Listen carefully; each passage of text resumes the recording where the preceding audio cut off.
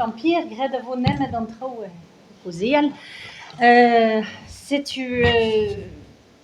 Ya pedet on bet an ga hervé hag en alar din mont a goziel deus ar barzaz breiz hag a zo no beren lenegel gwalvrudet e brezonak hag bon mem jonjat zo bet ur bern trao lavaret deja divar ben an oberenman hag ouspen eo an diskouezad hag kemper neus ket gwalbelzo hag peraket chanch un tammik hag laket ar goz war un dra hag a zo liamet gant afer la ville marquée hag kervarker med disanvel mem stra a di an avezet. Setu blant de bet am eus kinig et laket ar goz war Charles Avrochal, Charles de Gaulle,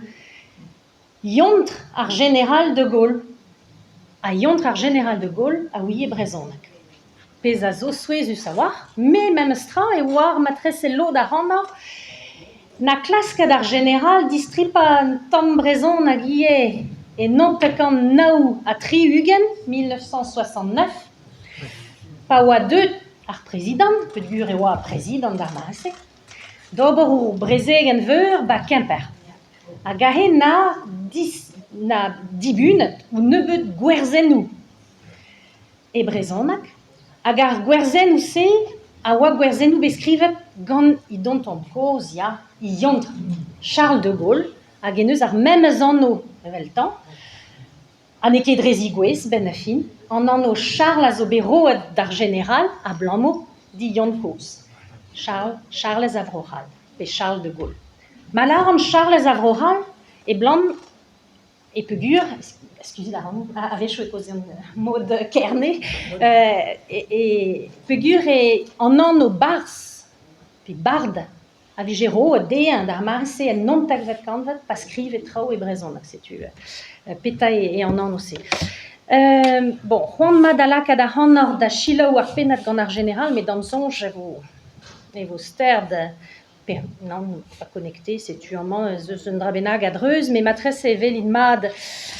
pegeit amman war ar skram e oa bern tud ba kemper hag e ve gwelet e kreiz tout e barz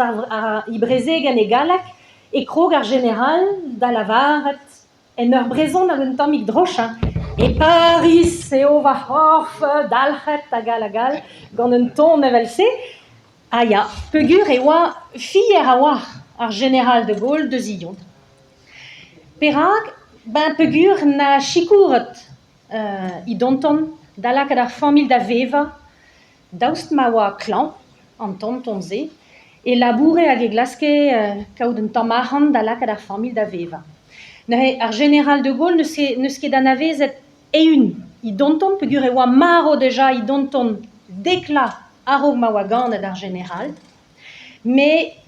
chom a debarz memor ar famil an dense, ar fet e skrive e brezonak, ar fet e re-estudi ou don, hag ar fet na chikouret na lakaat ar famil da veva, pegur e oa paour a oalar ar famil d'ar marase. Fin, zo ket pet ar c'hoar vez amman, me vez amman na ket en eo. Han da gregi mem eus tra,